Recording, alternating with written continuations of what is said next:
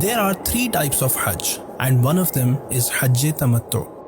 After departing from the house, making the intention of Ihram for Umrah and then reciting Talbiyah or its substitute. Performing Umrah, that is, after performing Tawaf, Sa'i and head shaving or trimming coming out of Ihram. Wearing the Ihram for Hajj on the 8th of Zulhijjah or earlier and arriving in Mina and spending the night in Mina. Performing the major essential of Hajj, that is the stay in Arafah on the 9th of Zulhijjah. Arriving in Muzdalifah on the 10th of Zulhijjah after sunset and offering Maghrib and Isha prayers in Isha time.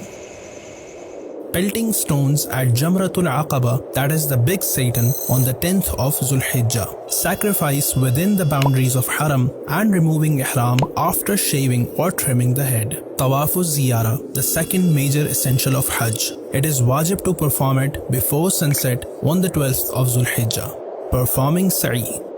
Pelting stones at each Jamara on the 11th, 12th and under certain conditions on the 13th of Zulhijjah. Performing Tawaful Wada at the end and then